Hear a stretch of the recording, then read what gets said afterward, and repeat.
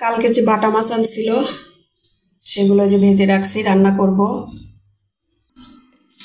ঝিঙে আর আলু দিয়ে। এখানে যে মশলা বেটে রাখছি, কড়াইতে তেল দিয়ে দিছি। আসসালামু আলাইকুম এভরিওয়ান, সবাই কেমন আছেন? আশা করছি ভালো আছেন। আরও একটা নতুন ব্লগে স্বাগতম আপনাদেরকে।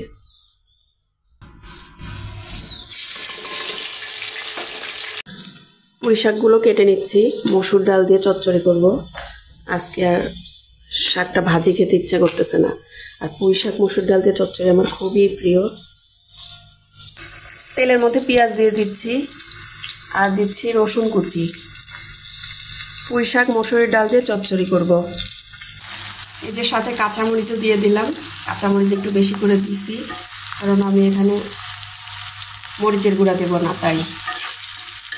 আজকে খুব তাড়াহুড়ো করতেছি, বিকালে একটু বাইরে যাব, একটু মার্কেটে যাব, কিছু টুকিটাকি জিনিস কিনতে হবে। এই জন্য আজকে রান্না সেভাবে দেখাতে পারলাম না। ঝোলটা বলক উঠে গেছে, এবার মাছগুলো দিয়ে দেব।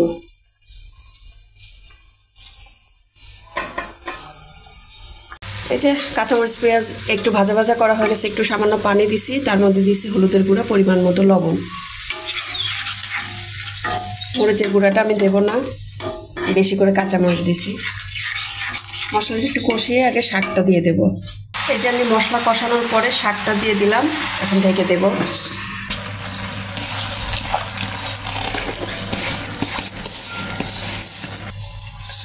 শাকটা কিছুক্ষণ কষায় নিছি, এবার ডালটা দিয়ে দিলাম।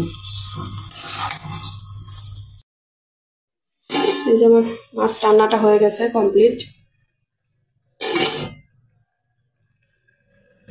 এইদিকে মসুর ডাল দিয়ে পুঁই শাক চচ্চড়িটাও হয়ে গেছে, চুলাটা বন্ধ করে দিব। এই যে একটু মার্কেটে যাচ্ছি, টুকিটাকি দু একটা জরুরি জিনিস কেনার জন্য। রিক্সা পাচ্ছি না, হাঁটতেছি রাস্তা দিয়ে।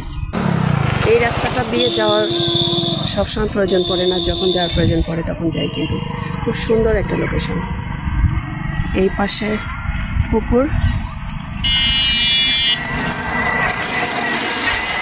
আর এই পাশে ধান লাগানো।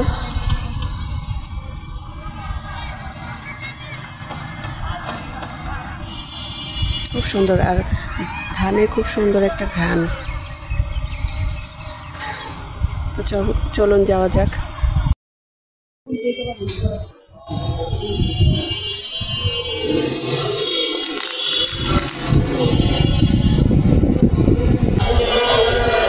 হেডফোন নিচ্ছি।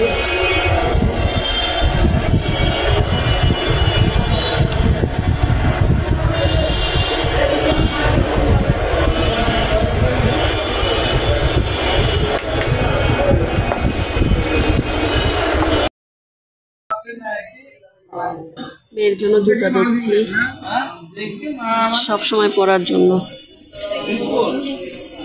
এটা ভাল লাগে।